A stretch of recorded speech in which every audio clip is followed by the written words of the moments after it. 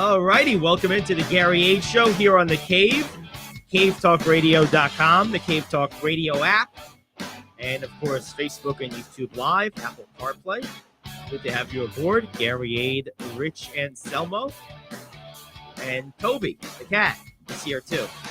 Here he is, station mascot. Couldn't have it any other way. All right, so we got a lot to get to. So one of the things I wanted to open it up with today, we've been talking a lot recently as the NFL season matures and reaches its final quadrant of the regular season.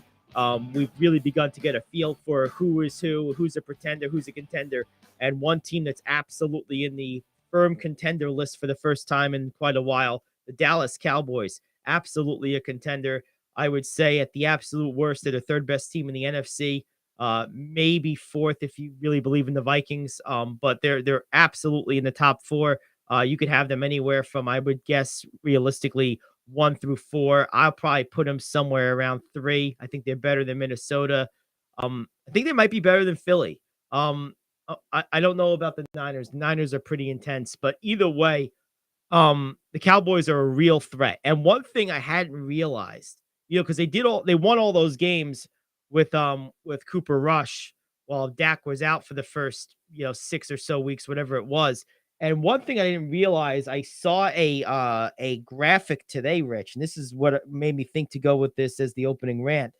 Since Dak Prescott has returned, which now is I believe since week 7. So, yep, he returned in week 7. The Cowboys are first in the NFL in points per game, second in yards per game, first in third down percentage, and second in red zone percentage since Dak's return. Now, I know there's been some discussion about how good Prescott is or isn't. I've been a little bit more bullish on him than you have been in the past, and that's fine. But these numbers surprised even me. I always thought he was a pretty good quarterback. These numbers are like MVP type numbers, extenuate over a full season. Now, of course, it's over a 5 or 6 game stretch because that's week 7. We're in week 12. So I get that, but still, first in total in points per game, 38.8 per contest. That's a lot of points. I don't know who second is, but I would imagine that's got to be at least a 4 or 5 point gap. I mean, that's averaging almost 40 points for 5 or so weeks is no small thing. 416 yards per game. That's second. A 57% third down conversion. That's amazing. And then 84% conversion in the red zone. That's even crazier. And then what's crazy is that last number is not even the top one in the NFL, which is nuts. But those are some serious numbers. And I have to tell you, if the Cowboys offense is anything like that, with what we know this defense is, that's gonna be tough to overcome. I mean, that's a lot of weapons. I mean, you add in now the combination. They've really figured out how to use those 2 backs. CeeDee Lamb. It looks like Odell Beckham is still very much a possibility there. We'll see how that plays out. I gotta tell you, this team is really cooking, and Dallas is one of those teams that ultimately, to me, is a team that it's good for the NFL when they're competitive. They're one of those teams that when they're good, there's certain teams in every sport, the Knicks and Lakers and Celtics in the NBA, the Yankees, the Red Sox, the Dodgers, the Cardinals in baseball. There's certain teams that it's good for the sport when those teams are competitive, and the Cowboys are definitely one of them. They're a different team than I saw earlier. And Dak's a different quarterback. He's doing things that I had never seen him do before. I think the time off really, for once, a time off did someone good because I think he really analyzed his game. He's come out with a completely different mindset, and it shows. Now, my question, of course, can he keep this up? Can he sustain it? Right, of course. And can he do it in the playoffs? Right. Which has always kind of been a push, although some of their playoff failures you can't just pin on him. No, of course not. There were a lot of variables in a couple of those games that were not But I like the way he's playing. I love the way the Cowboys are playing. It took them too long to figure out the running back thing. It did. That was I surprising think, how long that took. and you and I had mentioned it early last year. Oh yeah, that the two of them together, if you run them as a split back or just as a thunder and lightning alternating combo, there's no reason not to. See, what I would like to see the Cowboys do even more of, I've seen them do it a few times. I would like to see them run a set where you have Elliott in the backfield and Pollard split out where like a tight end would go or a slot receiver would go, because he's such a good pass catcher and so dangerous in space. If you run a set where Elliott's in the backfield, let's say it's a 2-receiver set with a tight end and a slot, you could really create a situation for the defense where let's say you run that on 2nd and 5, like an anything type of down, you could theoretically hand the ball to Zeke between the tackles, so they have to guard against that.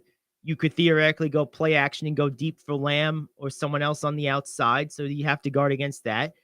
And then what you really do is you do a quick swing pass to Pollard in the slot with a couple of blocks shaded over that way, and boom, you could turn a little dump pass into a 20-yard gain real easy. Or you can run Pollard on that Debo sweep. Yeah, you could do that. From a receiver position. There's so many things you can do, and I'm not the biggest Mike McCarthy guy in the world, but I am surprised it took him this long. Because that's something I was mentioning 2 years ago. We weren't on every day 2 years ago. Right. But, and I know you and I had talked about it off the air, and I had gotten a lot of resistance from people. Pollard's your number one. This other guy's just, you need him occasionally.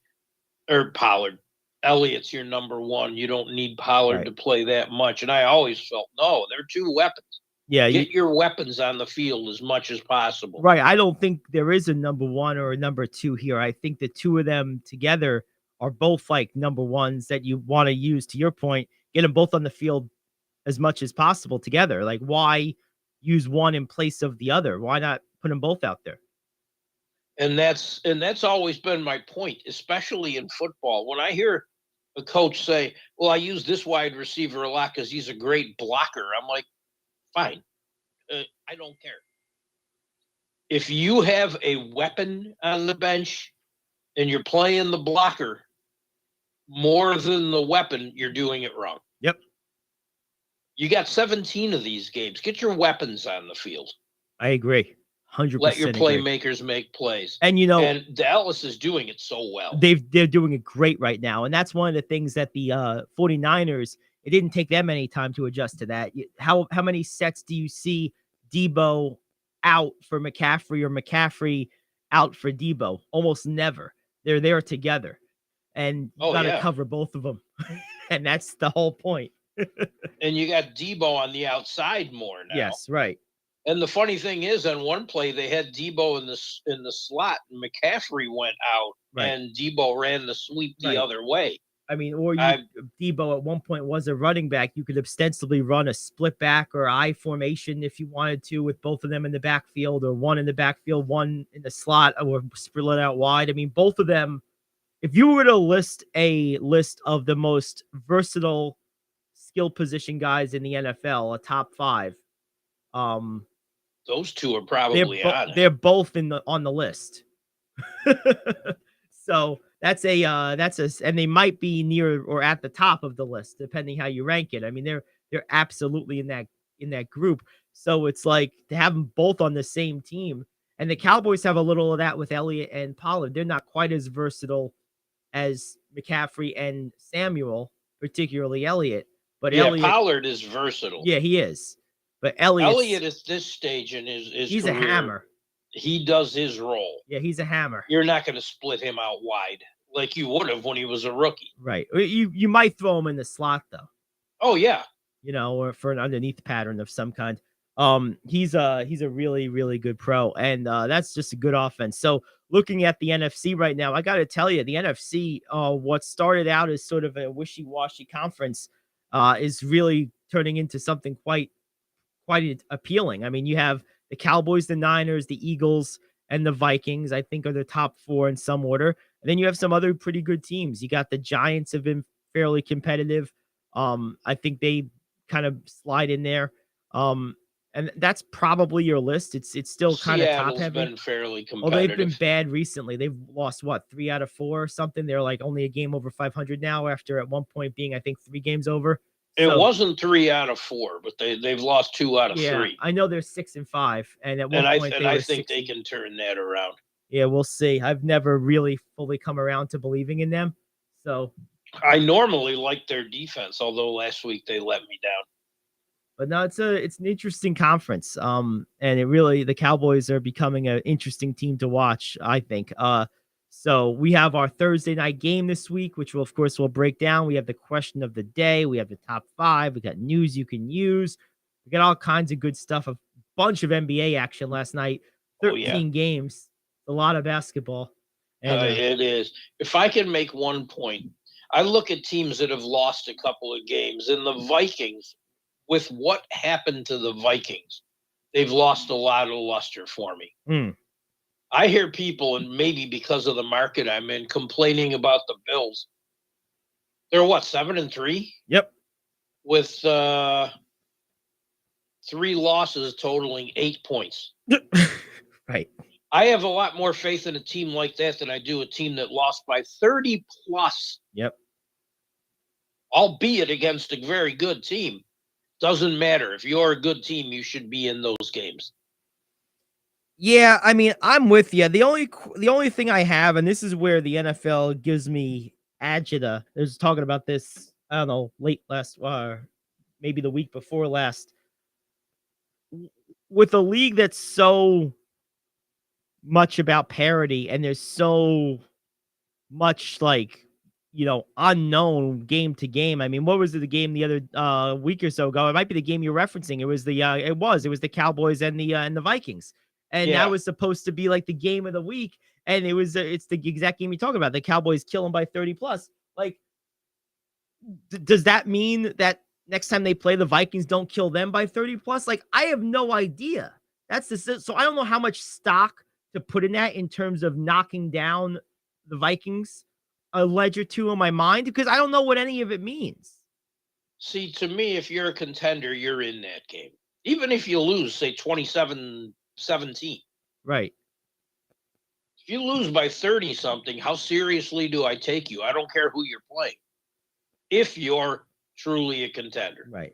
Now, I understand that line of thinking, and I'm inclined to agree with it. I just, the nature of football now gives me a tiny bit of pause in drawing any kind of equivalency from something like that. But my natural instinct is to be, I totally agree. But the NFL gives me a little bit of agita with that. It does. Well, I thought the Bills had a terrible game against the Jets. Yes. Absolutely terrible game. Oh, yeah.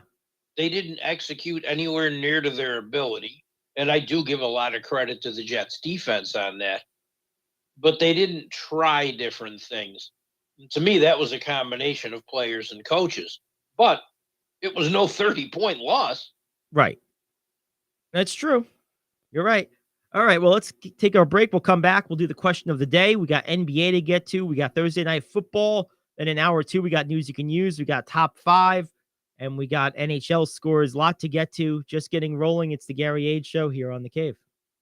Do you own a timeshare? Well, face the facts. You made a mistake. You made a bad purchase. A timeshare is not an investment. It's a money pit that continues forever. If you use your timeshare, that's great. But if you don't, and you want to legally get out of your contract, call my friends right now at the Timeshare Exit Hotline. They're an experienced team of lawyers who help good people like you get out of a timeshare contract that they just don't want. Don't throw away your money on maintenance fees. Use it for things you really want. We can help you end your timeshare contract and stop the money drain immediately. If you're ready to move on with your timeshare, call our team right now. Cancel your timeshare now with a free call.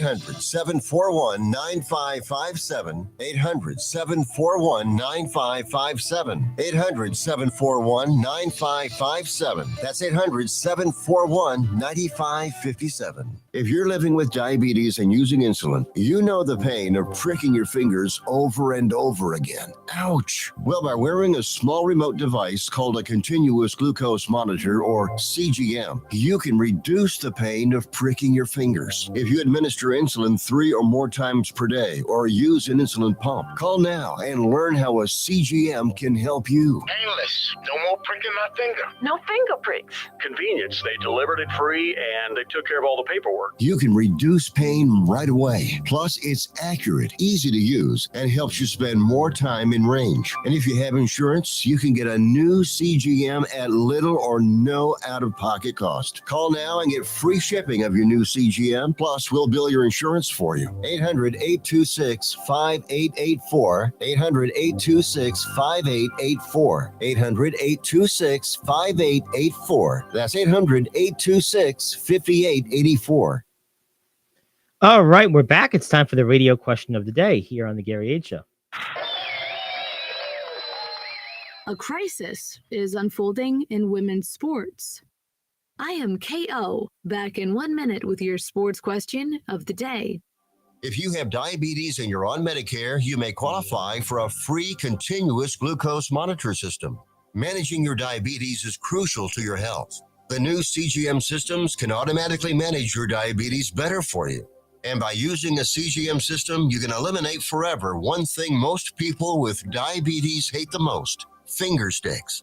Now it's possible to manage your diabetes better, end the painful finger sticks, and get a new CGM monitoring system at little or no cost to you. We even provide in-home delivery and do all the insurance paperwork for you. Now is the best time to manage your diabetes better and get your continuous glucose monitor. Call 800-438-1391. 800-438-1391. Paid for by U.S. Med. Young female athletes are increasingly finding that the environment surrounding the sport they love is hurting them. This, according to Women's Health magazine contributor Erin Strout, who says female college athletes are facing a mental health crisis and not enough is being done to address it. Former University of Southern California volleyball player Victoria Garrick has addressed the lack of action with her nonprofit, The Hidden Opponent. Her organization advocates for student-athlete mental health and raises awareness about the stigma of seeking treatment within the sports culture. Question for parents: which factor do you think had the biggest impact on the mental health of your student-athletes? Pandemic isolation or social media? C, none of the above. The biggest impact on the women's mental health in sports is the fact that they're competing against men. How about that? Let's get the men out of women's sports and see how much less anxiety there is. Come on. I mean, I thought that's where they were going to go with this.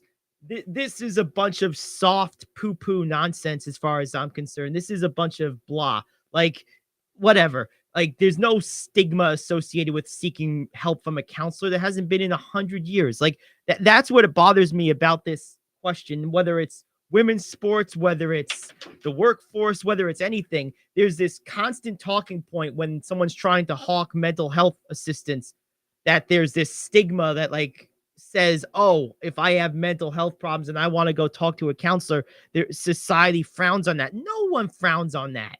But like, I don't need to hear about it either. It's none of my business. And I mean that respectively. Like, it's not my business. I'm not your counselor. You're lucky about that. And like, like that's it. I mean, like, what do you want? Like, it's not my business. I don't care. I don't look at you lesser because you want counseling or you know, you're depressed or you're anxious or any of that. None of that's true. And more than anything else with these things, that's what bothers me is this like almost foregone conclusion presentation of this idea that, oh, well, there's a stigma surrounding, but no, there's not. You know what there's a stigma surrounding? There would be a stigma surrounding anyone that says, oh, mental health is a bunch of crap. That person would face a stigma. Saying, oh, I have mental health problems, I'm seeing a counselor. Oh, okay. Like, that's it. So as far as the specifics of it with women's sports particularly, that's another thing I question with these things is I wonder why we have to divide mental health into so many subcategories and subsections of society. Like, I don't know that women's athletes' mental health really would be all that different than women's mental health in general. I feel that we're just creating subgroups of people just for dividing people, which I don't like either. But as far as women seeking help for, when they have mental health problems, like, so what? Like, there's been counselors, psychiatrists, psychologists for 200 years, 300 years. Like, it's not new. It's not noteworthy. It's just another person you go to for a particular cause or a particular reason. I don't know.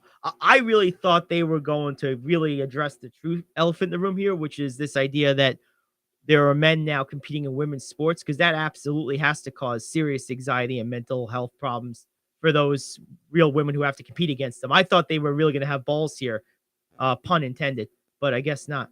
They're leaving the balls to the male, female athletes. I agree on that part, especially on that part. Mental health is, I can't speak for women athletes. Mental health has been a stigma for male athletes for a long time. Athletes. Probably amongst themselves, because if no one wanted to admit it. But if anyone, okay, so let's take the Kevin Love example. See, if you admit it, other people will think you're weak.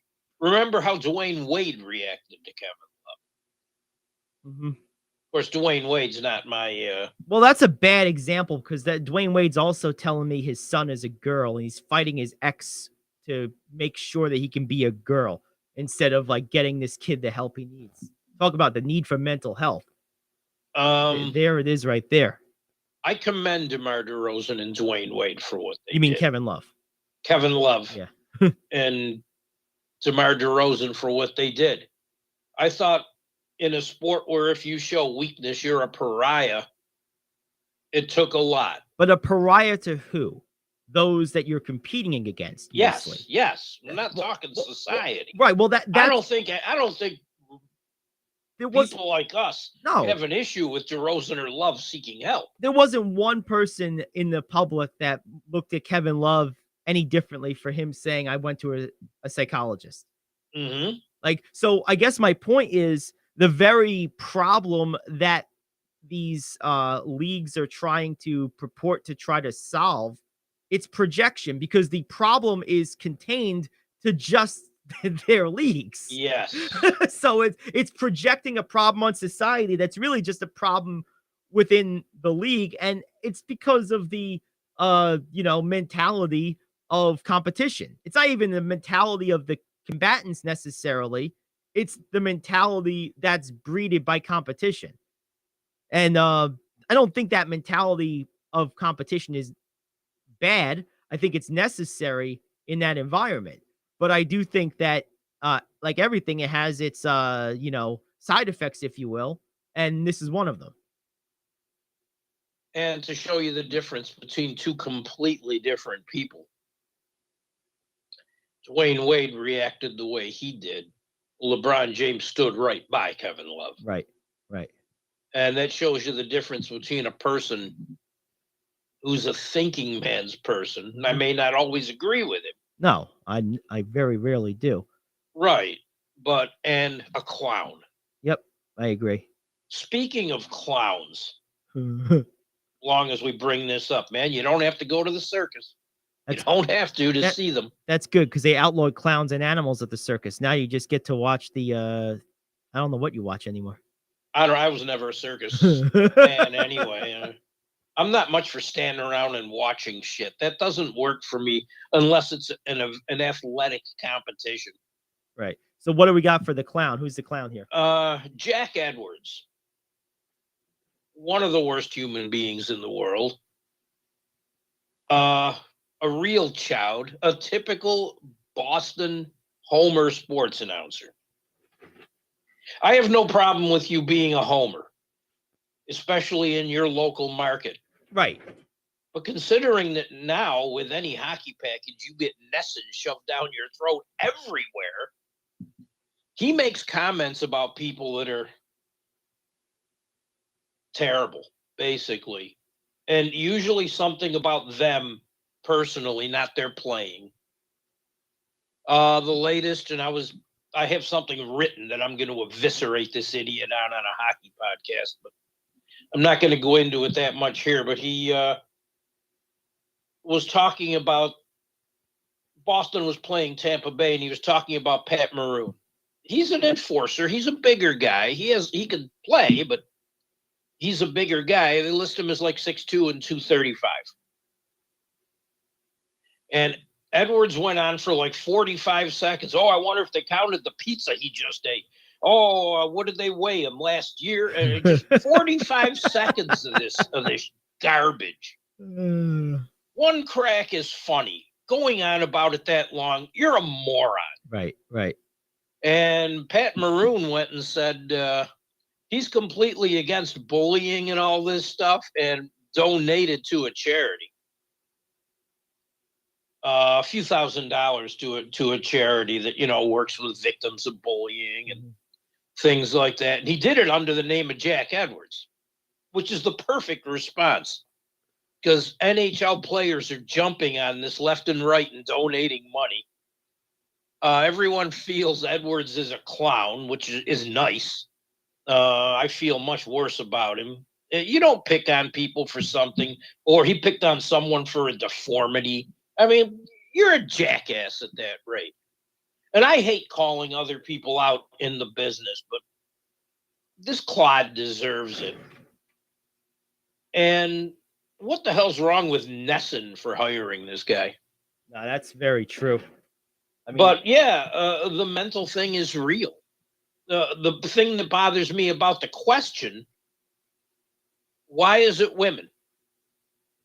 Again, this is another way to divide. Well, yeah, why is it? Men don't go through this. Right. Well, no, I completely agree. And I speak from experience. So yeah, I think personally, I think it's reasonable to a degree with any type of with a lot of stuff to categorize men and women because we are very different. But certainly no deeper than that. There's no reason to character within like the male or female category, for example. There'd be no reason to say male athlete, male chiropractor, male postal worker, female gymnast, female athlete, female secretary, female call center rep, like all that. Like how far do you want to go with this? It's silly. Like male and female, I think that's reasonable because we do process particularly emotions very, very differently. So it seems to make sense that you could almost be a specialized psychiatrist or psychologist dealing with exclusively one gender or the other because we are very, very different in that capacity. Right. But beyond that, there's no reason to divide. But it affects everyone. Oh, it's unisex in terms of it being something that we both deal with. But what I'm saying is the way we deal with these issues as a male are very different than how female brains process them. We're just not built the same.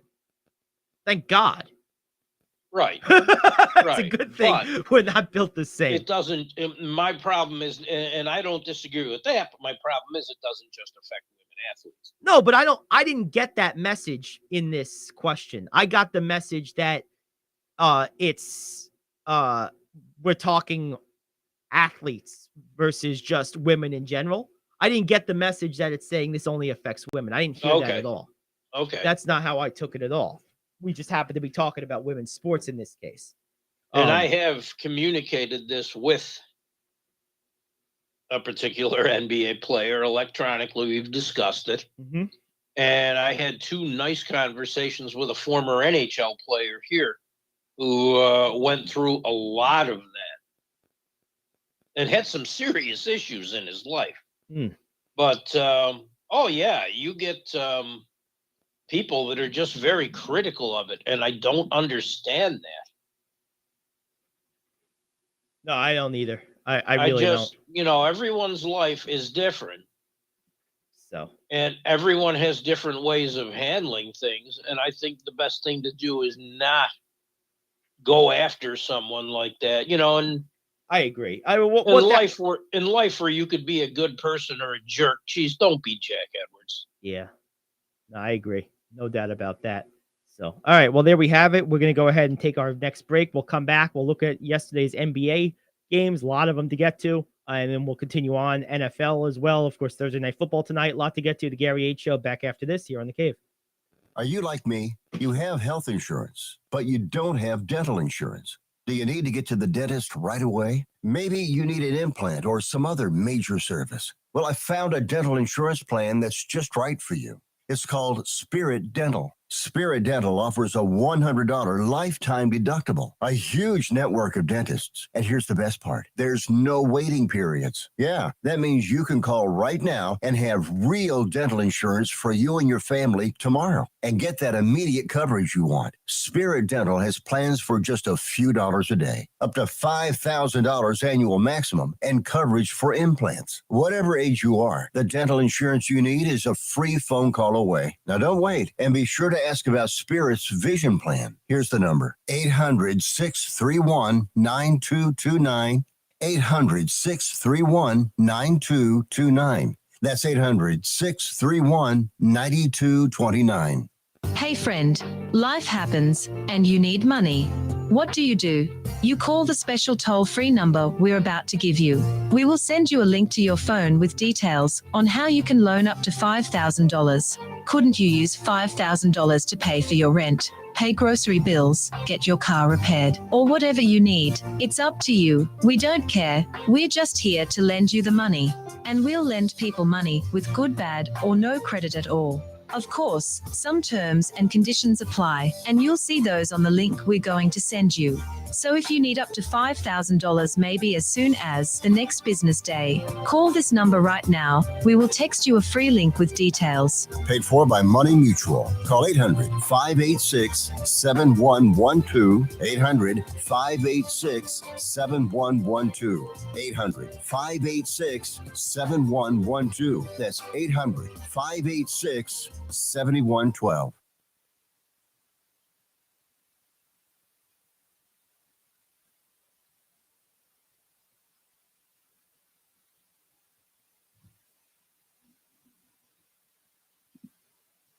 And we're back on the Gary Ayd Show. Rich Anselmo with Gary Ayd, usually. Going on about the NBA, and we had quite a number of games last night. There's a few I do want to talk to Gary about, but I'm going to look at a couple myself until he gets back. I had commented yesterday that at the beginning of the year, the Boston and Miami game would have been a game I would have really wanted to see and felt it would have been crucial. The Heat and the Celtics, right? Yes. Except I'm sure you didn't feel that way because of how Miami's been pretty much mediocre the whole season. And they proved that last night. Yeah. They really did. Everyone started off slow in that game, except for Jason Tatum. Jason Tatum's a monster. Is he the MVP to you at this point? He's in the running. He's in the running. I mean, because this team is killing people. I mean, they're averaging 120 points a game. They're shooting 50%. Oh, I know. Like, they're killing guys. Giannis is always there. I'll throw another name out at you that is not in the running, and he even admitted it himself, and no one's talking about, but Devin Booker. Yep. Jeez, he's a beast. Yeah, he is. What games last night got you? What the hell happened to Philly?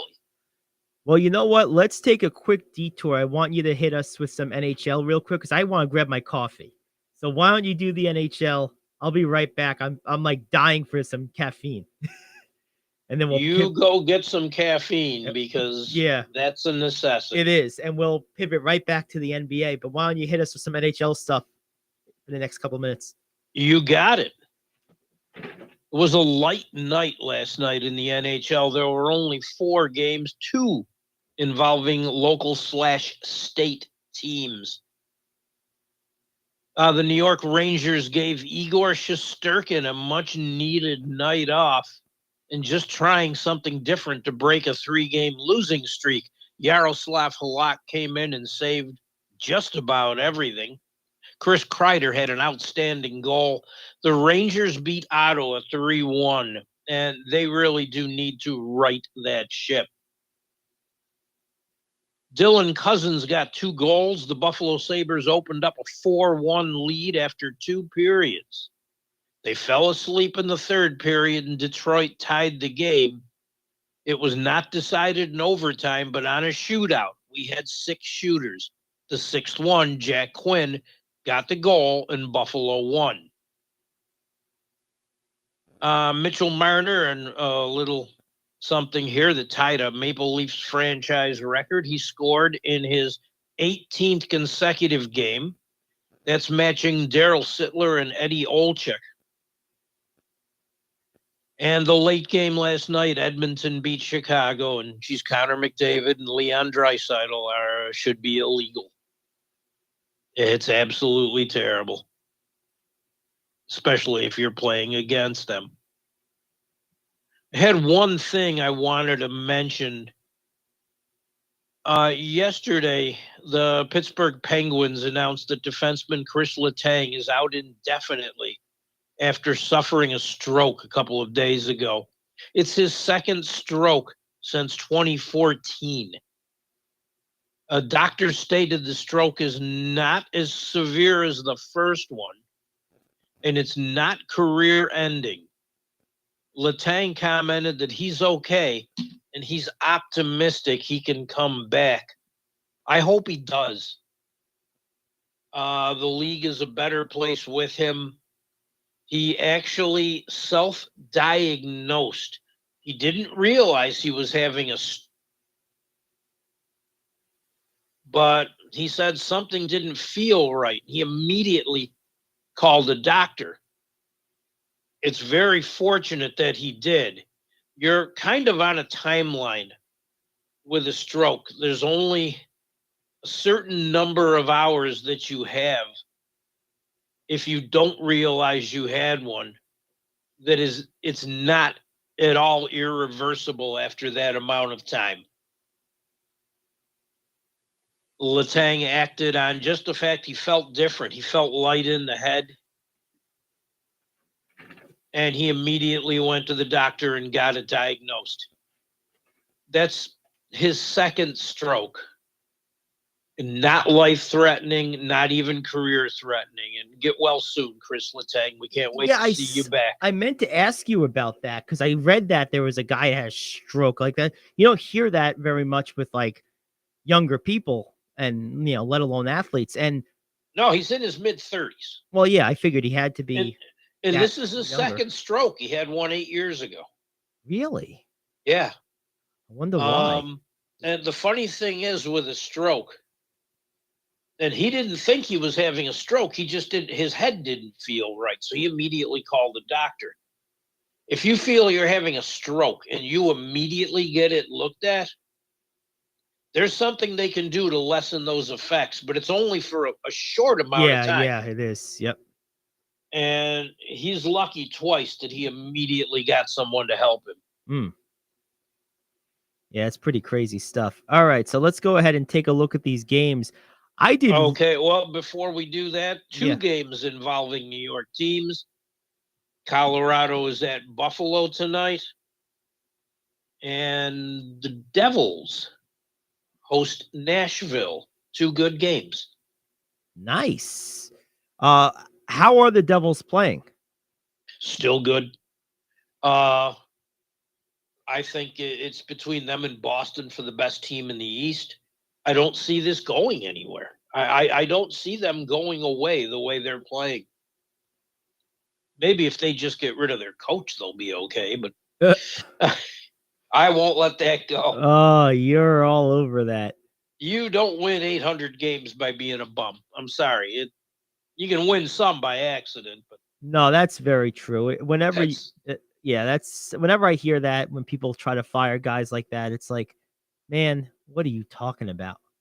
They lost 3 games. Oh, fire them. Yeah, okay.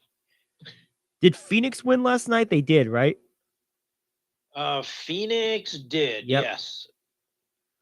Iterated the Bulls. Yeah.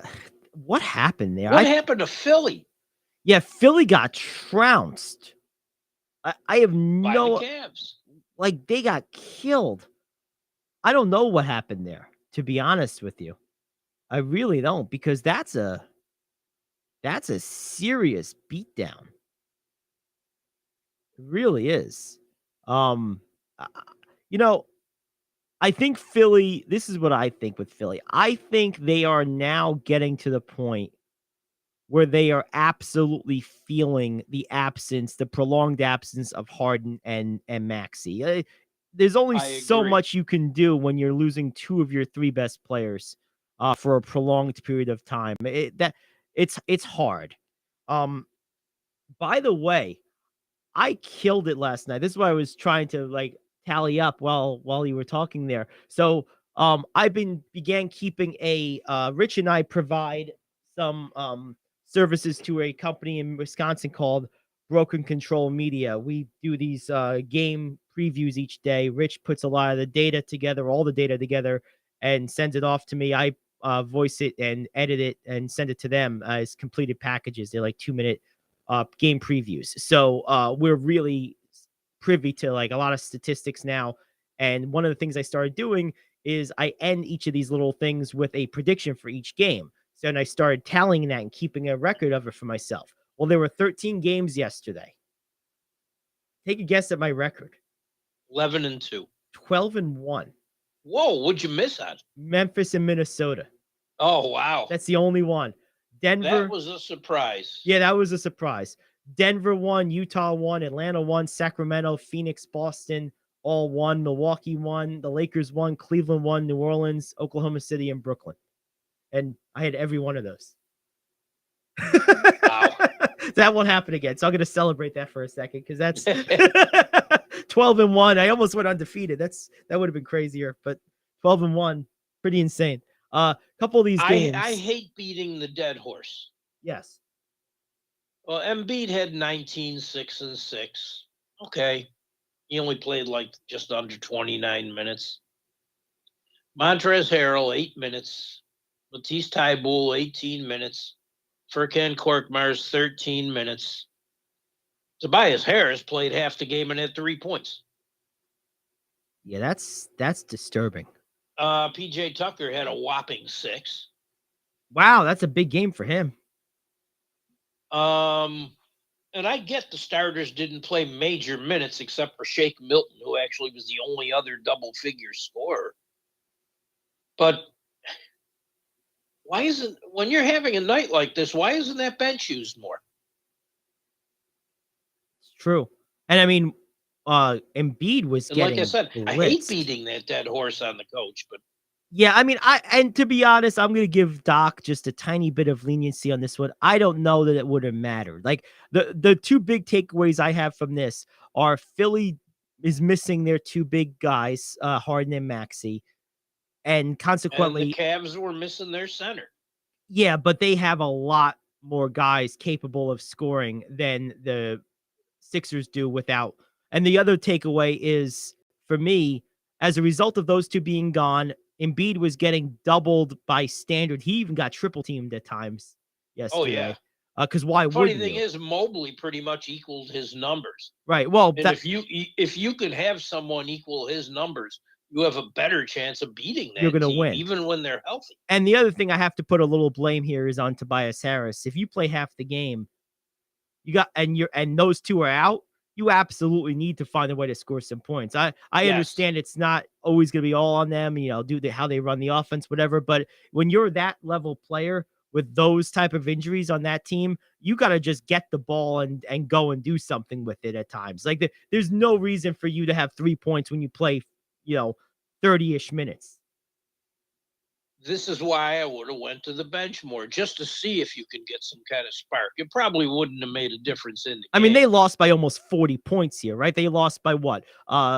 26 points. So, I mean, 28. 28, yeah. So It's And with Allen and Love being out, the Cavs started a couple of larger people at the forward spots, and they brought Karis LeVert off the bench as a sixth man. In 33 minutes, he had 22 and 6.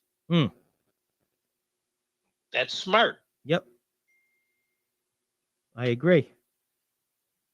I The absolutely agree. Miami game just couldn't hold my interest. It just couldn't.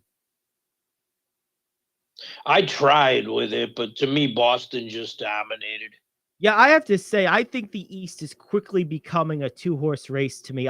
The more I watch all these teams that I thought were going to be like, near the top of the conference in terms of competing, Philly is a wait and see still, because I do think we have to see them more with Harden and Maxey back. I don't think it's fair to fully pass judgment until we see that. But what I did see of them whole, they're nowhere near as good as Milwaukee or Boston. And no one is. Like, I don't see how anyone beats either of those teams in the East right now. I think unless they just physically and mentally beat on each other enough to where one of them is just fatigued before the finals, I don't see anyone in the West beating either of them. I agree. I mean, I just want to jump to the Eastern Conference Finals, and I want 7 games of Boston and a healthy Milwaukee. Yeah, those are the 2 best teams in the NBA. I totally agree. Few other games, though, caught my attention. Utah bounced back. I thought they would. They've been bad in their last 10, but they bounced back last night. Denver took care of Houston. No surprise there. One game I was particularly proud of my prediction on was New Orleans and Toronto. I really thought New Orleans was going to pretty much handle business, and they absolutely did. 126 to 108. Knicks kept it close. I always pick teams like that. I thought Utah would beat the Clippers. Yep. Just because the Clippers, it's the second game of a road back-to-back. And when you're already banged up, it's a hard win. I felt the same way about the Raptors. I figured they didn't have a chance against the Pelicans. Just for that reason. You're on the second game of a back-to-back, a road back-to-back. That's tough.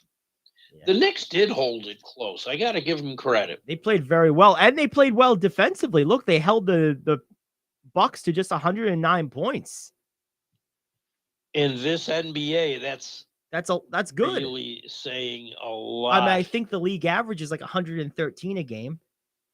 Although I think I sent you something, and I stand by it 1,000%. Julius Randle couldn't guard me. He does not even try. He doesn't. Yeah, you did send me that. I mean, Grayson Allen abused him a couple of times. What kind of world is this? That's not good. He couldn't keep Portis off the boards. Grimes started for the Knicks. He didn't do much, but he was good defensively. Robinson, 15 and 20 rebounds. That's the kind of thing he can do if he plays 33 minutes. No question. And, of course, no Cam Reddish to start the game and got very few minutes. I don't get it. I really don't understand. I don't get it at all. It's got to be personal. It has to be. But Giannis, 37, 13, and 7. Typical. Normal Giannis monster. Giannis is falling for me into the Kevin Durant area. He'll come out and do this every night. It's another 30 plus. I mean, what did Durant, 39 last night? I'm like, yeah, okay. Yeah. That's typical. Yeah. I mean, it's amazing. No, there's a select handful of those guys. There's probably about 7 of them or so in the NBA, no more than 10 for sure, that they put up those stat lines with such regularity and seemingly such effortless ease that we just don't even think about it. Like, it's not the least bit newsworthy when Luka has like 37, 12, and 8. Like that doesn't even catch your attention because it's, well, it's Luka. Meanwhile, if like Tobias Harris ever did that, it would be like, we'd be talking about it for 5 minutes. Oh, yeah. I mean, Durant had 37, 5 or 39, 5 and 5. Right. I'm like, that's typical. Right. Like if Tyler Hero did that, excellent player, maybe an all-star. But if Tyler Hero did that just once, it would be like a discussion. It would be the headline of the game. But meanwhile, Kevin Durant does, and it's like, okay, well, yeah. That's what he does. I know you were never sold on this guy, but 27, 19 rebounds, a couple of blocks. What is up with Kristaps Porzingis? Well, he's making a fan of me now. He's having a great year. He's playing tremendous. He's having his best year in the NBA by far so far.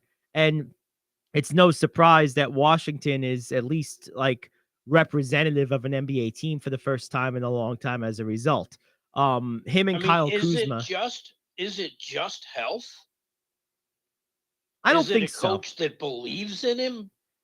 I think it's deployment. I think the way he's being deployed, the roster that he's a part of, I think has more to do with it than anything else, because they're making him play big minutes, big high usage minutes. In short, they're forcing the issue to him because it's him and Kyle Kuzma and Bradley Beal. It's those three guys.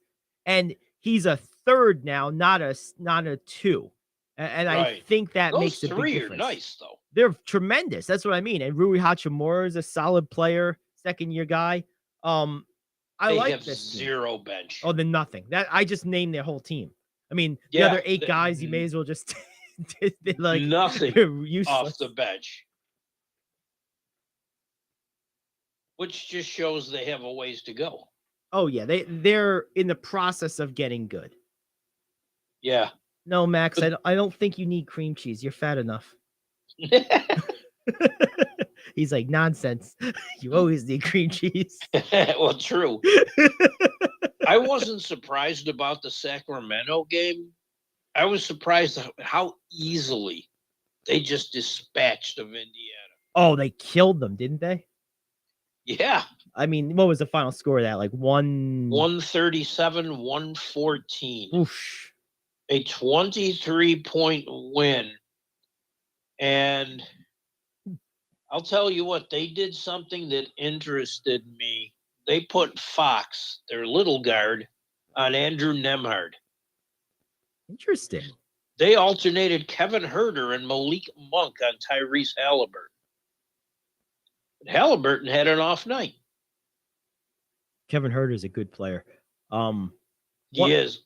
7 players in double figures last night. All 5 starters, Malik Monk and Terrence Davis off the bench. That's just this roster's really nice and put together. Oh, it really is. Keegan Murray, Harrison Barnes, Sabonis, Huerter, De'Aaron Fox. No, it's a good roster. I finally feel like the Kings are like actually on the right track. At least a track of relevancy. The trouble I have with this team, well, it's twofold. One, will they keep this together? And 2, even if they do, is this enough to be anything more than like, a borderline playoff team? And the answer to that is right now, I don't think so. But like, no, but I think Malik Monk and Davion Mitchell off the bench in the backcourt are really nice. Yes, I agree. I think they have depth at guard. I don't really see enough of it up front. So they're going to have to stay healthy. But, oh, man, they have something. I think they're a playoff team at this rate. No, I do too. Particularly given the West is not as good as it was originally projected to be. One last game on this one I wanted to look at. The Lakers absolutely trounced Portland last night by almost 20. It was a good quality win for the Lakers. It's a reasonable team, Portland. They're not a great team, but they're a solid team. Lakers just dominated them. And talking about a guy that, puts up 37 and 8, and you just think, blah, blah, blah. Well, LeBron did it again. Yeah, okay. What else? He always does. Right. That's why you're looking at it like that. Right. Again, I'm going to beat this dead horse. Again, Portland second 2 nights on a road back-to-back. against a more rested team, but it doesn't resonate with me the same way because the road back-to-back, both games were in LA. Yep. Yep. So it's not a big of a deal. Portland just got it handed to them. Austin Reeves Yes. was impressive. There we go. He Absolutely. was impressive. Yes. Yes. Westbrook was low efficiency off the bench.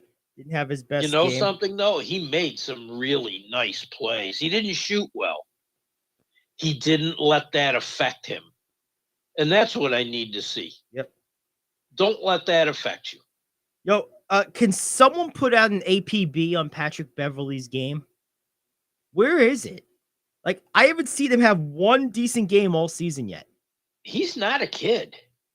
Oh, I get that, but like, I mean, I would seriously consider throwing Kendrick Nunn in there just to see if you could shake it up a little bit and get something different. was Lonnie Walker injured? Because he didn't play in this game. He was sick. Oh, he was sick. Okay. Yeah. Yeah, because like I'm looking at this. Oh, he didn't play at all. But Nunn's a little bit of time he played, he looked good. Matt Ryan got 1 minute and 55. That's right. There you go. Gamblers unite, baby. Poor Matt Ryan.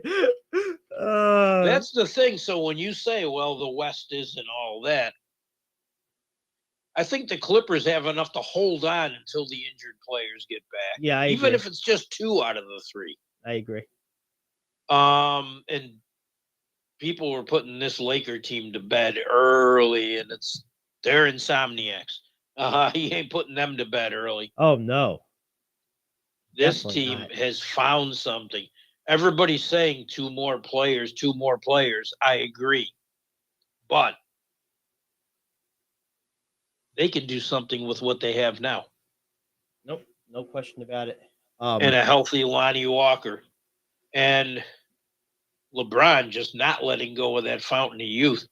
I really He's sleeping in that thing. it's amazing to me because you could clearly tell over the last few years he's definitely feels injuries more than he's ever had in his whole career. Yes. But That's yet, just with age, though. Recovery time is slower. right. But he's still just able to recover and get back to being. I mean, how many guys can most nights they play put up a stat line of 31, 7, and 8 at any point in their whole careers? In 32 minutes. In 32 minutes, right. On Which 18 I was glad shots. to see him only play Yes. 32 minutes. Thank God. Yes. It was an efficient game. It was. Davis, too, 27 and 12 on an efficient 9 of 17. In 29 And, minutes. and yeah. you got 3 blocks from Davis, too. It's showing his Yeah. defensive activity. You love to see that. I do anyway. You never commented on the thing I sent you from the Celtics in Miami. Oh, I must have missed that. Luke Cornett. Luke. It looked like something out of a video game.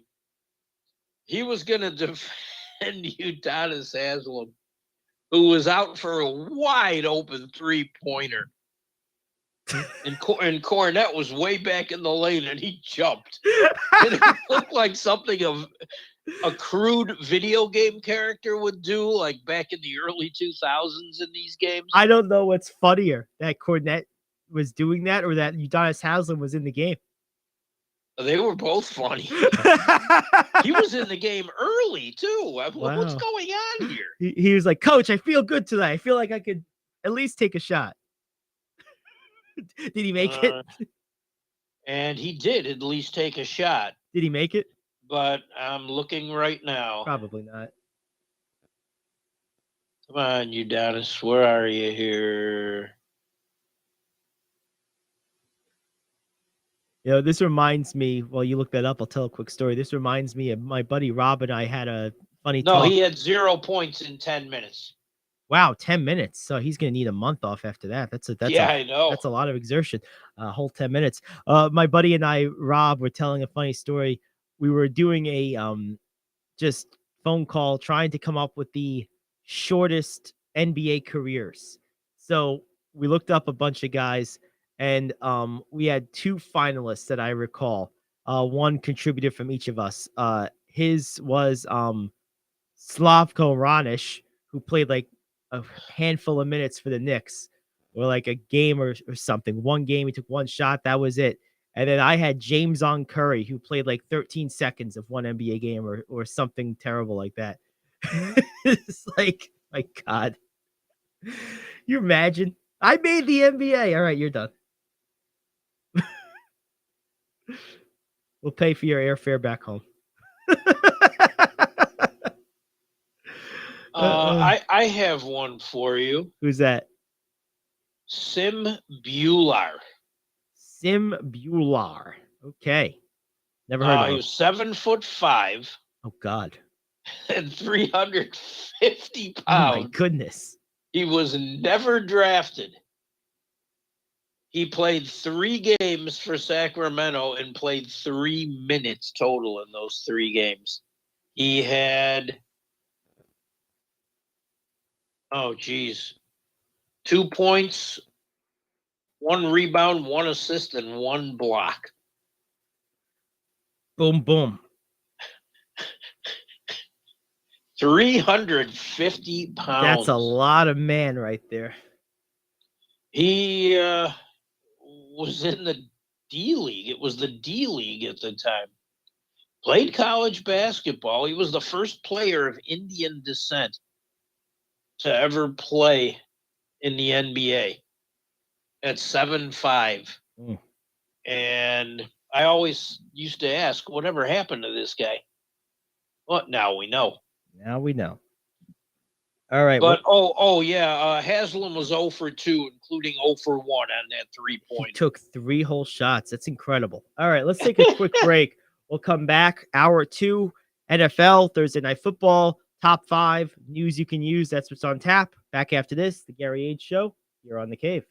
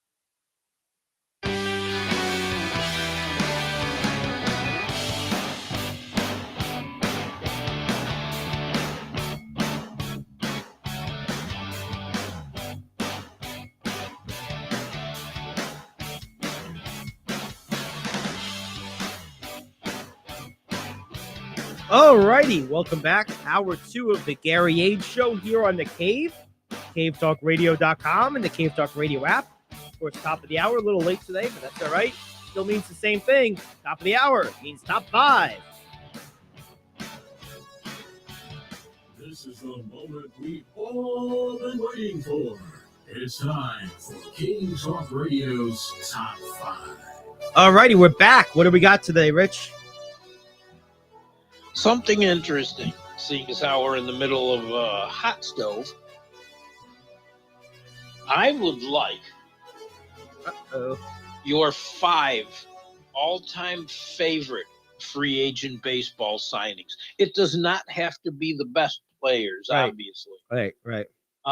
Just which players you liked best. Well, I remember as a Met fan when they signed Roberto Alomar in like 2002. I remember being really excited about that because he had come off of a probably his best season as a pro, which is saying something because he's obviously a Hall of Famer, maybe the best ever at his position. And he had like a 330 average the year before, like 30-ish home runs. Maybe he was 28 or around 30, 100 RBIs, like 30 steals, won a Gold Glove, like a perfect, well-rounded 5-tool MVP type season. And I'm like, yeah, we're getting this guy. And he wasn't young, but he wasn't terribly old. He was in his early 30s, maybe 32, 33. And he just fell apart, like at the seams instantly. And it was just, so it's both my favorite and my most brutal, like all at the same time. And so that's one of them. Well, that's a good one. Another one, Oh, jeez. if I was I mean, I'm a big Peyton Manning fan. I was happy to see him get signed post Indy, of course, with Denver. I was disappointed because I thought perhaps my Niners could have signed him and probably should have signed him. I think they win a Super Bowl with him there instead of the combination of Alex Smith and Colin Kaepernick. But that was certainly big. I was a big fan of the when the Lakers, of course, signing Shaquille O'Neal. And that was like, yeah. Oh baby, let's go. That's right around when I was becoming a real big hoop head. So early 2000, like 2099, and I just remember thinking, sweet. Of course, I didn't really know who Kobe Bryant was just yet. They signed Shaq. I guess it was like 96. They signed him, so it was a little bit before their run, but that was a big one. Trying to think of some others. Certainly, I was thrilled when the Mets signed Johan Santana. That was a free agent signing, right? Or was that a trade? That was a trade. Yeah. It was a trade, yeah, because Yeah. Carlos Gomez was like the guy. Everyone's like, "Oh, we're trading Carlos Gomez." I was like, "Yeah, okay." Well, we're getting Johan Santana, so it's like let's not get too upset about Carlos Gomez here. That was a trade, so that one doesn't count. The signing of Alex Rodriguez by the Texas Rangers makes my list purely just because it was so precedent setting. And like at the time, hearing a contract worth $250 million was so far beyond anything we had ever heard up to that point. And even now, I mean, even 20 years later, that's still a big hefty sum. I mean, that's still like, probably gets you somewhere in the top like 10 or so contracts in the sport. Like today, 20 years later, that's how far ahead of the curve that was. Of course, it didn't work out so well for the Rangers. They were pretty much irrelevant for the time, but A-Rod did his part. I mean, he certainly didn't cheat them. He gave them plenty of production. Oh, he did. Then they sent him to New York where he continued to produce. He played out of position and it was an all-time great. Yep. No, he was amazing. So that's definitely one of them. I would have loved to have seen his entire career as a shortstop. Yeah, that would have been nice. I agree. Let's see a couple others. Getting back to basketball, I thought the signing of LeBron James back in Cleveland when he rejoined the Cavs That might be my number one. I mean, because that was just so cool. And that made him be looked at forever as not just a guy who went somewhere to get a ring. Right. He went back and, fulfilled He his willed promise. Cleveland Yeah, he did. He to a win. Yes. He went back and gave the city what he told them Yep. he was going to give them. And I'm sure when his career is all said and done, and he's asked about his favorite or most important accomplishment, I am positive that will be the top of his list. Oh, yeah. I mean, that meant you could just tell his raw reaction to it after they won that game, what that meant to him. Like, he felt like my job is done at that point. At that point, he felt whatever happens from here is gravy. But I've done. And that's the why thing. when he left the second time, no one was upset. No one was mad. I mean, at that point, Because he was going to they California for his family. It wasn't even really about him or basketball. That was a Right. life choice. Right. And you And I can't get fault him that. for that. Yeah, no, you can't fault him for that at all. Not at all. that- And I have a feeling his last year may be in Cleveland. I could see that. I could see Come that. back, play with his son, and leave the legacy in Cleveland. Yep, I could see that. I mean, depending where his son ends up. Yeah. I'll tell you one other one that it's another LeBron when he signed with the Lakers because, well, I'm a Lakers fan. So, Yeah. that was exciting to me. It wasn't as exciting as the Cleveland one, but I knew that, this was a team that had basically for the previous decade before that been pretty much near the bottom of the barrel. Only relevant because they're the Lakers. The Lakers can't be irrelevant. That's just, it's not possible. Right. Well, Um, that was rare for the Lakers anyway. It was. To be like that. You just don't. You don't That's another one of the examples you made, like when certain teams are good in certain sports. Yeah, it matters. Yeah. The Knicks, the Celtics, and the Lakers are Yep. so They're- important to the they're the NBA. three. I agree. I think Philly is good for the NBA too when they're good, but not on the same level as those three. Right. Yeah. Right. I agree. But yeah, so when he signed with the Lakers, I knew at that point they had like a 2 or so year window where, okay, we're gonna be good again, and maybe we can sneak a title out, and they did. I'll go one more and then we'll try to rank these. Okay. I think another one that stands in my memory for free agent signings.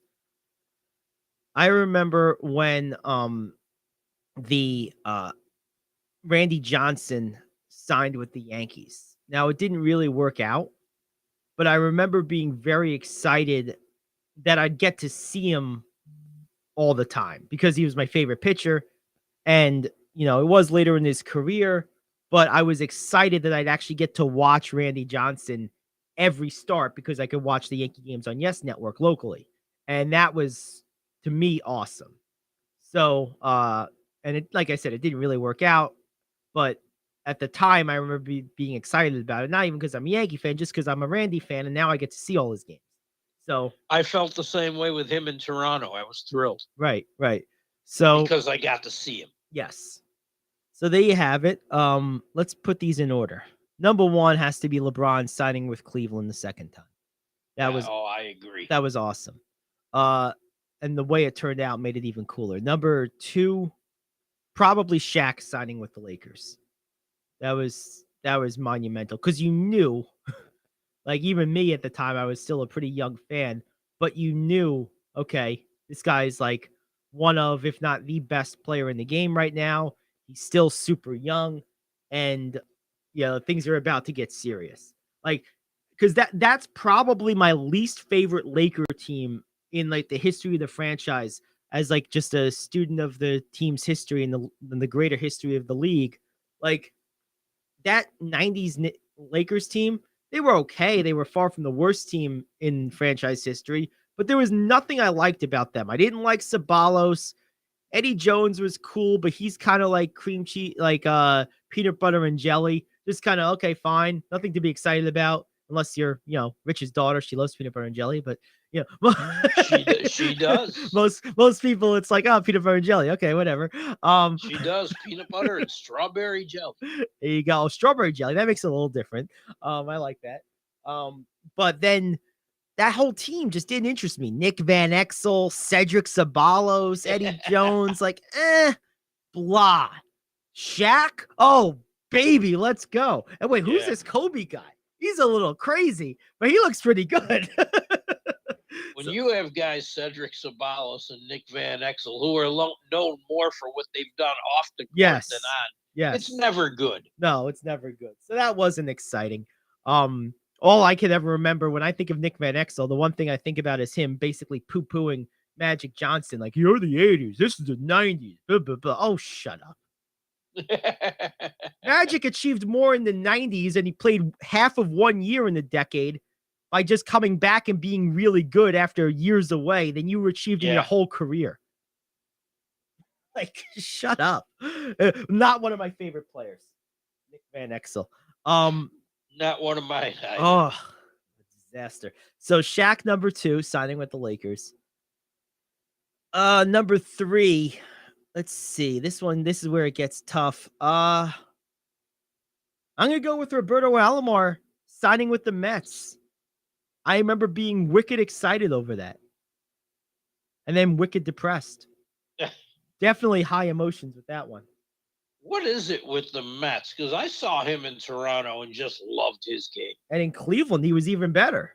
Yeah. Which is where the Mets got him from. He left Cleveland, and the Mets got him. And maybe he just wasn't made for the National League. I don't know, but it was not good. But that made me that was an exciting one. Number 4, I'm going to go back to LeBron again. LeBron signing with the Lakers.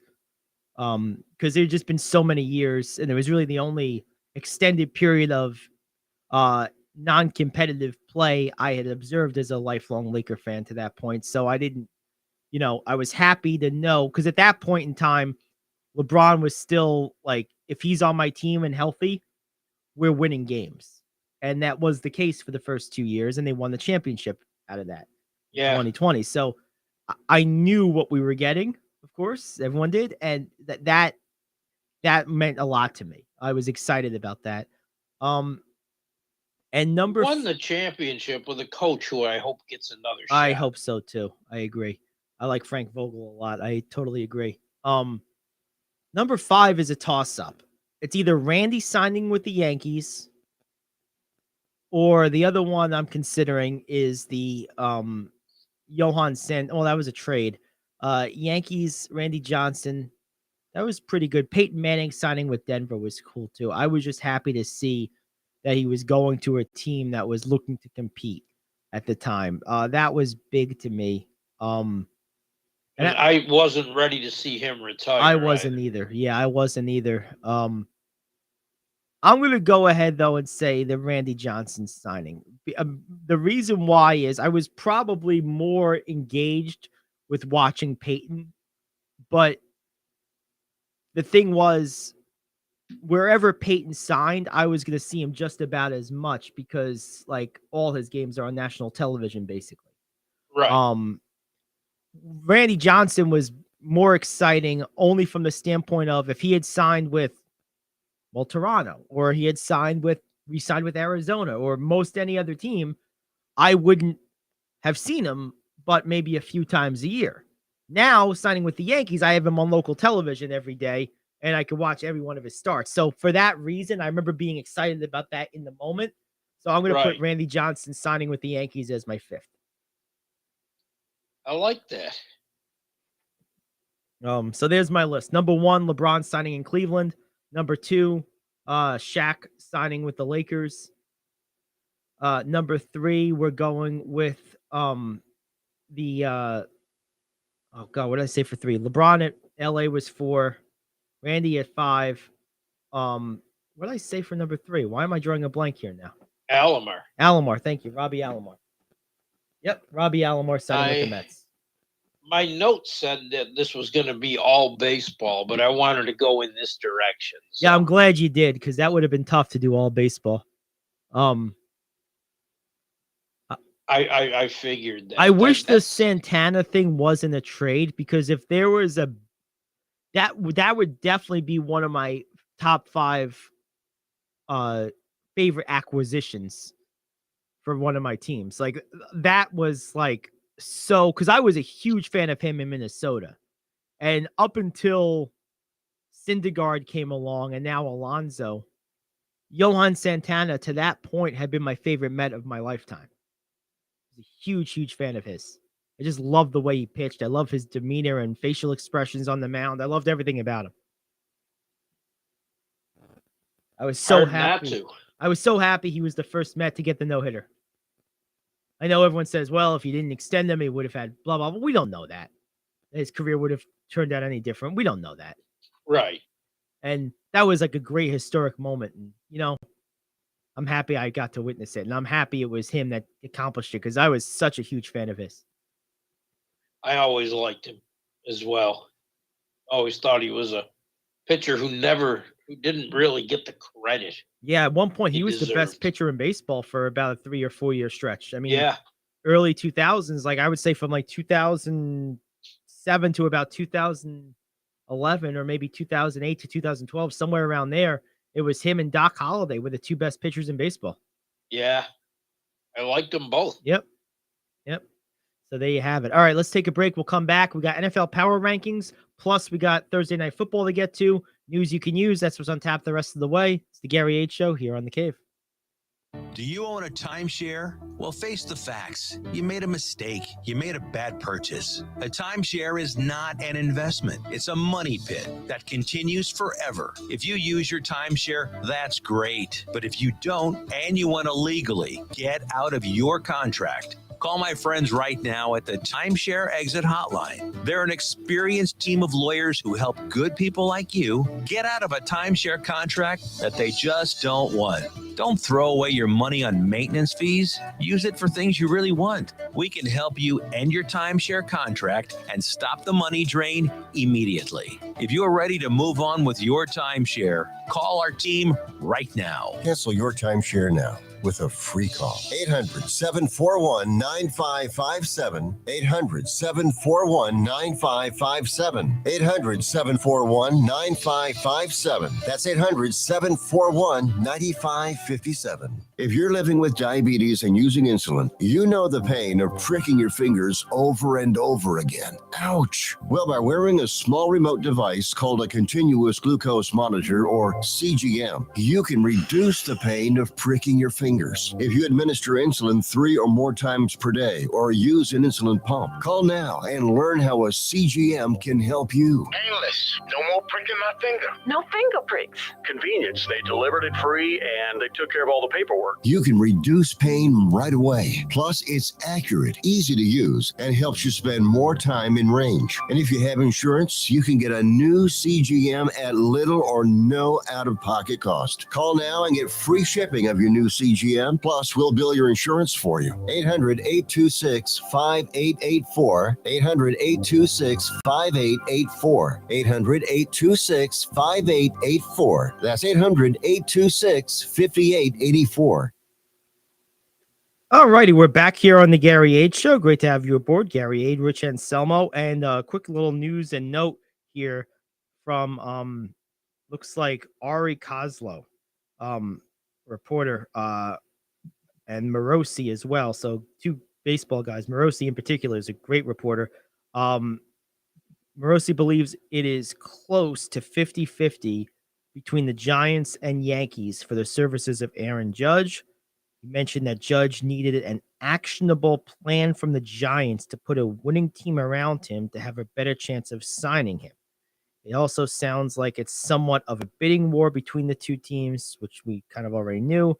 But Judge still is prioritizing being on a winning team. See, that makes me think the Yankees have a better shot because the Giants can put all the plans together they want, but there's two factors. Well, plans are just that, they're plans. You know, you can't guarantee they're going to happen. You can do the best you can to make them happen, but you can't guarantee them.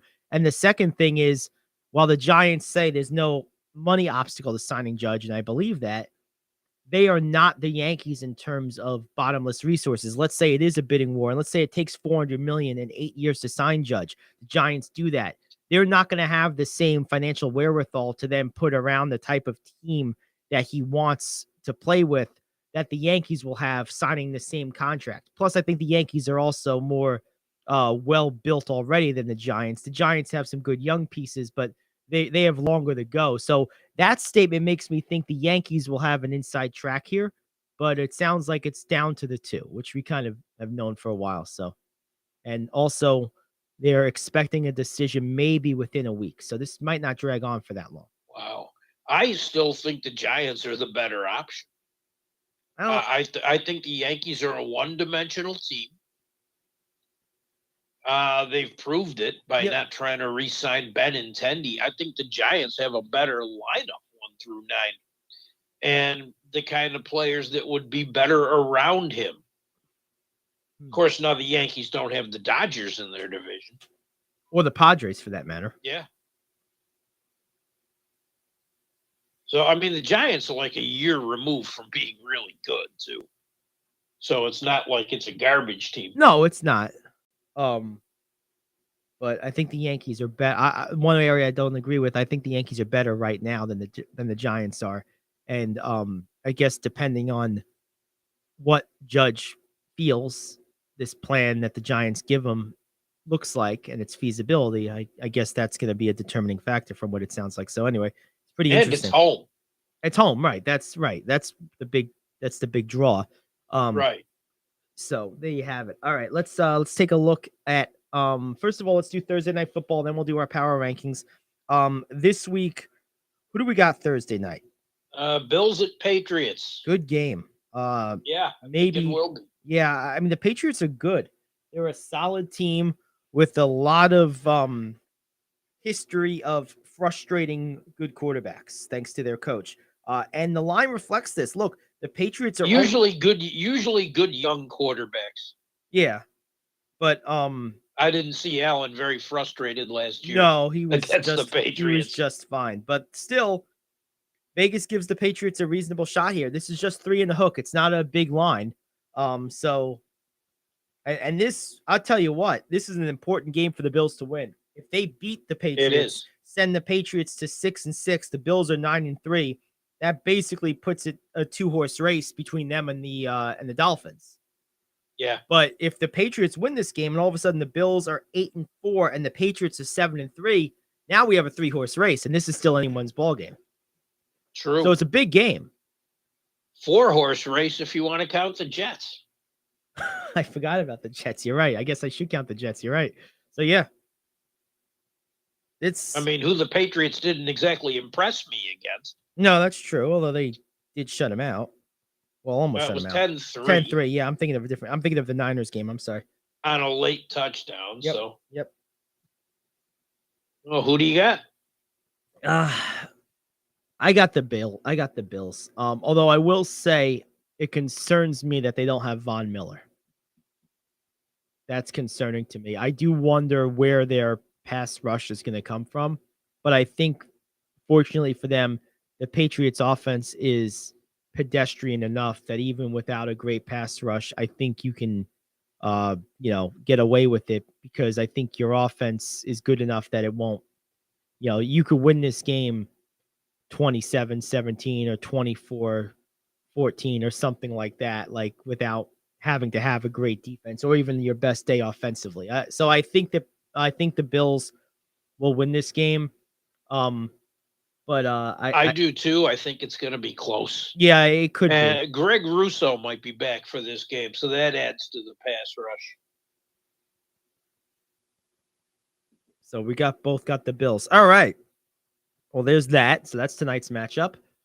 If I was going to bet this game, before we move on to the rankings, let's just throw a line out there. I'm looking at I'm going to pull up Resorts World right now, look at some of these numbers. Let's see. We mentioned the 3.5 point spread. I wouldn't touch that. The over-under, I think, is 42 or 43.5. I'd probably go the over on that one. I'm sorry, the under. Let's take a look. No, I don't care about Canada versus Morocco, surprisingly. Here we go. Patriots how can you not? I'm telling you. I'm such a hater. I have not seen a second of that. I did hear that Qatar got knocked out, which is awesome. It's funny. That's funny. That's the only reason they were there. Right, because is they're the host the nation. host country gets in. Yeah. Right. Buffalo and New England 44 is the over-under. I'd probably go the under on that one. Don't love the action on the money line or the spread. So if I'm going to play this one, I'm looking real quick, I think, at the props because I don't love a lot of the other stuff here. So one thing that I would like here, if you look at some of these player props, Dawson Knox over under 30.5 yards receiving. I think that's likely to go over. You get a little plus money on that, particularly if you go receptions. So it's minus money on yardage, but plus money on receptions. 3.5 receptions for the over would get you plus 130. I'd take the yardage one before receptions. Okay. But Devin's, I probably wouldn't spend my time or money on either. No. Devin Singletary, over 10.5 receiving yards, over 50.5 rushing yards. Both of those are in play. Over 2.5 receptions, you get plus 100. I like that one a lot because he does get a lot of balls thrown to him out of the backfield. So that wouldn't surprise me. Particularly, Singletary's had history of doing well against. Yeah, well, that's just it because he's like a second or third option, and Belichick's motto is take away their first guy. So assuming Diggs is going to face heavy pressure and heavy double teams in this game, I can see on a progression, on a quick read, I could see Singletary getting 3 or 4 catches easily in this game. Yeah. So that's probably my best bet here is Singletary over 2.5 catches. I think that's pretty likely to happen. So there you go. All right, let's take a look at our power rankings. Okay. Yeah, as tradition, I guess I'll start. That's it. I have Kansas City number 1. Okay. They weren't that great Sunday. A backup quarterback. They had special teams issues. They were a mess in the red zone. It was a meh game. And Mahomes even admitted that. But geez, who stops him and Kelsey? Nobody. They're my number 1. Yeah, they're the amazing. Eagles are my number 2. Monster performances in primetime games say a lot, and Jalen Hurts had one. I have the 49ers number 3. That team can just beat you in so many different ways. Oh, they really can. I have the Cowboys 4. Okay. Because they're looking that much better. Yes, they are. And if they get OBJ, look out. Although I'll tell you, when you watch the Cowboys-Giants game, Michael Gallup, he had a bunch of difficult catches, contested catches against the Giants, and he's coming into form. I think he's going to be a quality second receiver. And do I want to mess with that? No. Probably not. I got the Bills at 5. Really? All the way down at 5, huh? Yeah, the Von Miller thing concerns me. The fact they haven't looked that great concerns me. This needs to be a get-well game. I got the Dolphins at 6. Okay. Yep. I like the Dolphins. They've really won me over. I'm a big fan of them. I got the Vikings at 7. Okay. That's about right. I got the Bengals at 8. The Bengals. Ooh. Why? Just because they're playing well. They took out the team I had higher, the Titans. I have them 9th. And the Bengals missing pieces did the job against them. I was debating whether to put the Jets or the Ravens 10th. And they both have the same record. The Jets actually showed me some offense. They did last week. Albeit against a depleted Chicago team, which is depleted Yes. when it's healthy, but when it's injured, it's even really depleted. I consider them because the Ravens, again, they can't close out games. They're 7-4 in all 4 losses. They had a lead Yep. of 9 or over in all of those games. But I'm True. putting them 10th. I want to see if they can right that ship. But if that's part of their DNA, they're not going to be ranked that high anymore. No, that's very true. But I'm going to give them the one more week. Let's hear yours. This is tough. Boy.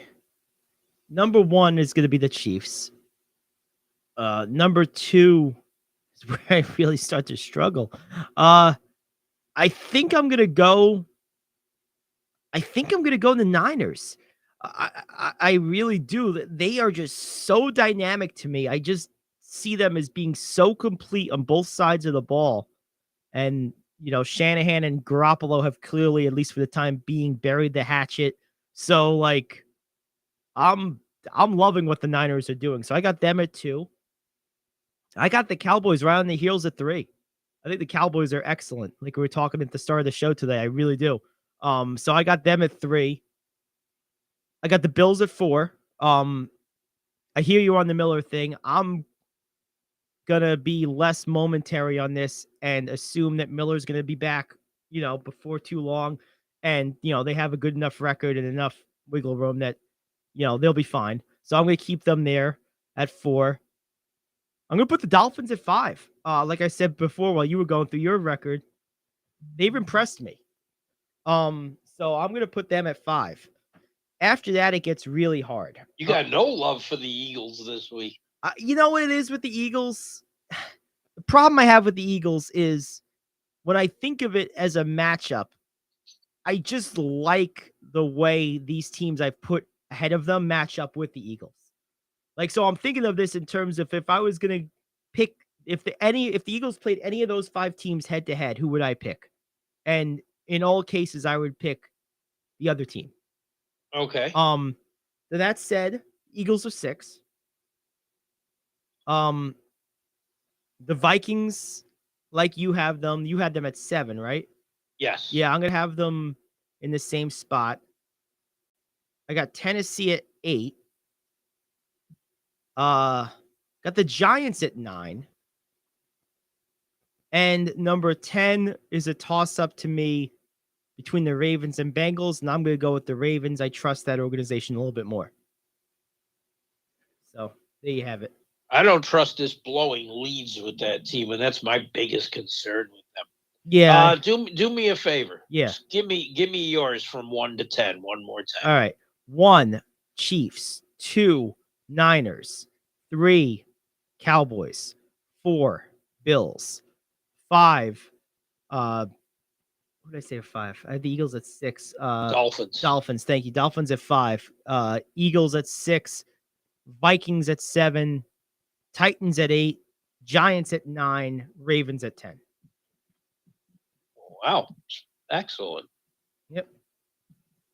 That's my group.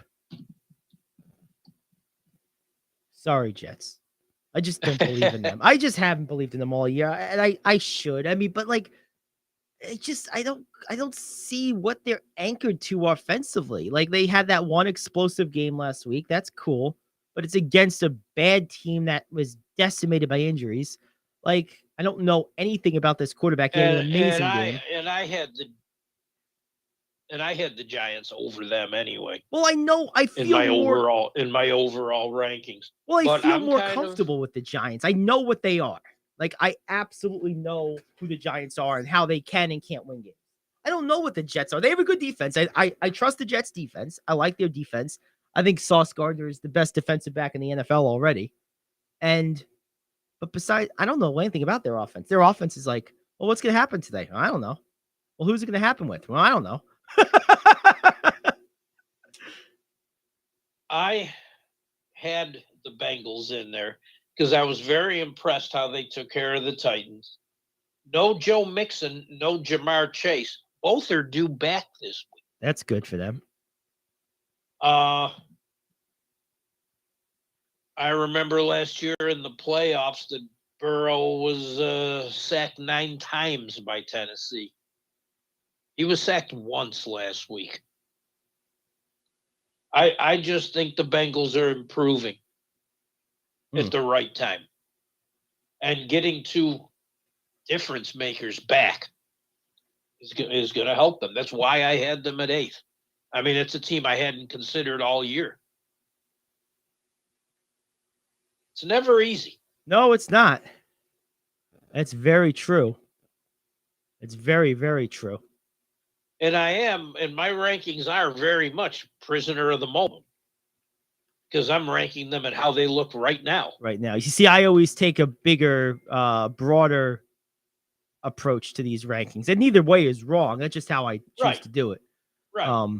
So I always also think the 2 things I most consider are, well, obviously how good how is their record, of course, but like the 2 things I most consider are how good do I think they are versus how they're playing. So I'm more interested in how good I think they just are in general, not how they've played recently.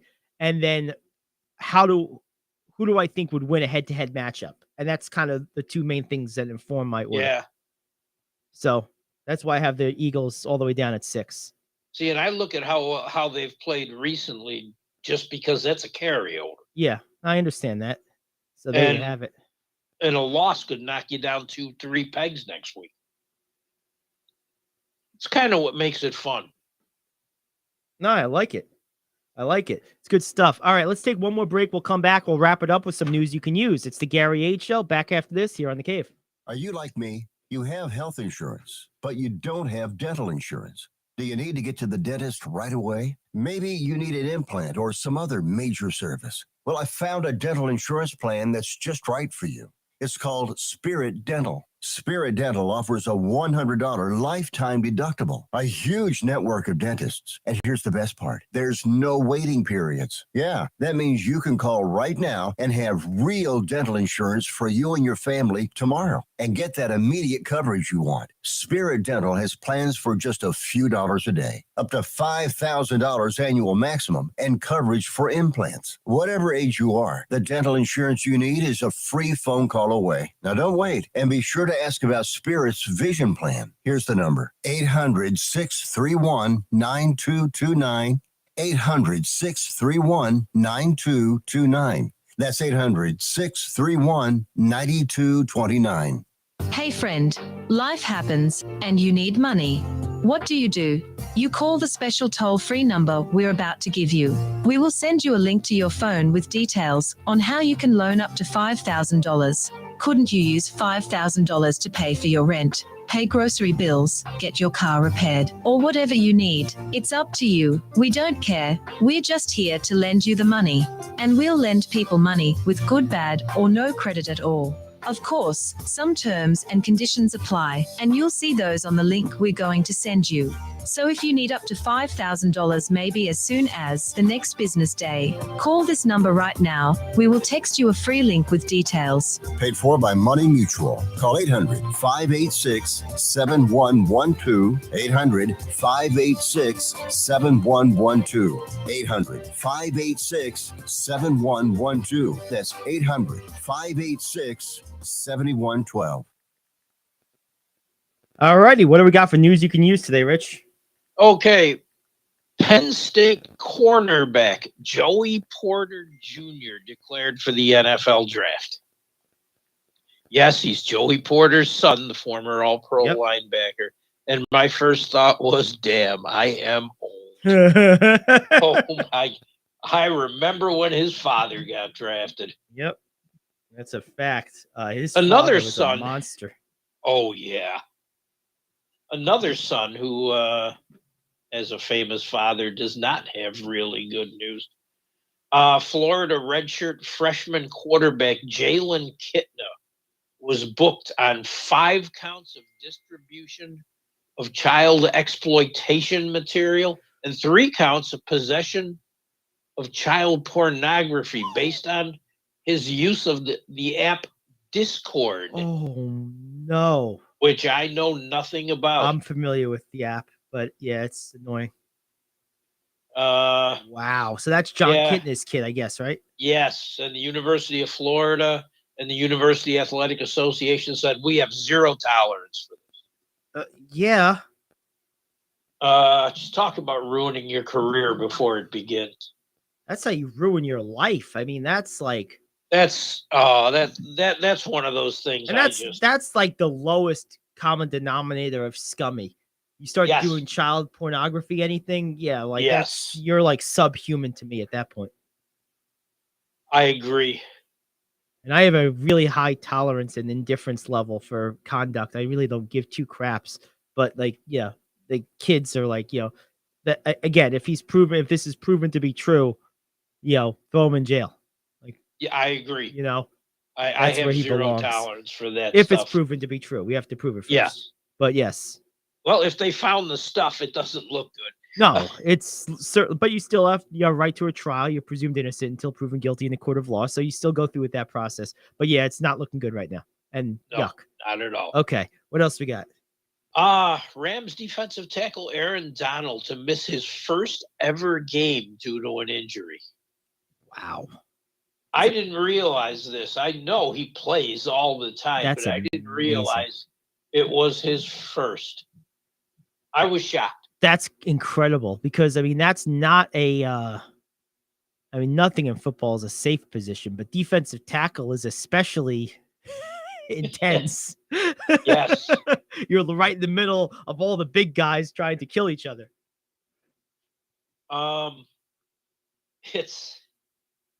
It's a high ankle injury. I don't see him playing the rest of the season. And why at this point? Right. Why jeopardize you've been doing this for 9 years. Why jeopardize what you have left for that? Unless it's just a pride thing, you like to play and he wants to play. Yeah. Sad news. A couple of sad items in the world of sports. We lost Gaylord Perry. We did. I didn't hear that. Okay. Yeah, he died at 84 years old. And former Chargers AFL great quarterback who had played in the NFL before the AFL came into existence, John Hadel. Yep, I did hear about that one. Died as well. Something interesting. Peter Gammon said that Xander Bogaerts has severed his Boston ties. Uh-oh. I would think that Red Sox fans have to be freaking out right now. I would think so because they're on like a 2 or 3 year bender where they're just not paying anybody. They're just letting everybody go. Right. And like the guys they're letting go are not old guys. I mean, Bogarts and Betts and like Benintendi, none of these guys are old. Right. Gammon said that in the past 3 days, front office people from a few teams claim they've been told this. He severed the ties. He won't be going back. Whether that's negotiating leverage or reality, there's no confirmation. But Ken Rosenthal said that he was hearing a lot of the same thing. He said that in The Athletic. Well, I'll tell you what. If Rosenthal and Gammons are saying it and it's baseball related, that's good enough for me. Yeah, and it's been rumored too that if Bogarts left, Trevor Story becomes the shortstop, and he was one in Colorado. Would that be the story of the day? Not much of a story because the story from last year was he was injured half the time. I almost went the whole show without a bad pun. I couldn't let that happen. I couldn't let that happen to you. We got time for one more? Yep, let's do it. LeBron James wants to know why the media hasn't asked him about the 1957 Jerry Jones photo yet. I'm guessing because it's 1957. That's like 70 years ago. And like, it's 70 years ago. Let's not like, I don't care what happened 70 years ago as it relates to someone who's still alive today. Like, who cares? Like, that's probably why it's like, okay. Like, yeah, the same way I don't care that, Bernie Sanders was marching with Martin Luther King 60 years ago. Like, well, that's nice, but you're a communist now. Like, and Yeah. Dr. King wasn't. Like, that doesn't mean that, like, maybe Jerry Jones 100 years ago was, like, sympathetic toward whatever, but that doesn't mean he's anything the same now, nor does it mean he was sympathetic toward it then. He could have just been in the picture. Wrong place, wrong time. I mean, like, it doesn't mean anything. It's 70 years ago. The only thing I wonder about is I'd love to know why he was there, because it wasn't his school. But in what context? It's just a picture. It's just a picture. Was he there visiting friends? Was he driving through town? He got stuck and he wanted to see what was going on. It could be a million different things. Yeah. Was he just looking at what was going on? Right. Was he an observer? Right. Did he take part? We have no idea. Right. There's no context with that picture. And even if you wanted to just jump to the most nefarious scenario and say he was involved and actively supporting it, it's still 70 years ago. Do you believe the same things today that you believed 55 years ago or 50 years ago or 45 years ago? I didn't agree with segregation a long time ago, and I still don't. So, okay, but there's probably a whole bunch of things that when you were 20 something you thought was good, and now as a 60 something you think are bad. Like, my point is, people change. Well, as you grow, you change. Right. Yeah. So, like, that's just a bad. It's always bad when you try to legislate today by the presumptions of yesterday. True. And I never liked that. So, and you know what my bigger question is? I'm not trying to dwell on this, but how did that picture come out? Yeah. After all this time. Right. Is this the work of Daniel Snyder's people? Possible.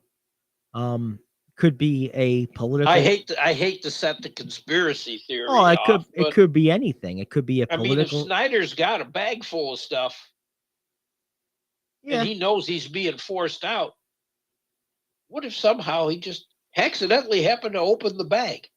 He doesn't like Jerry Jones. Right. Yeah, it could be anything. It could be that. It could be a political enemy of Jerry Jones. It could be any number of things. I mean, really. So, who knows? Oh, well. Well, there you have it. That's the end of the show today. We will see you again tomorrow. Enjoy Thursday Night Football. Back tomorrow, 10 to noon, the Gary Ayd Show here on The Cave.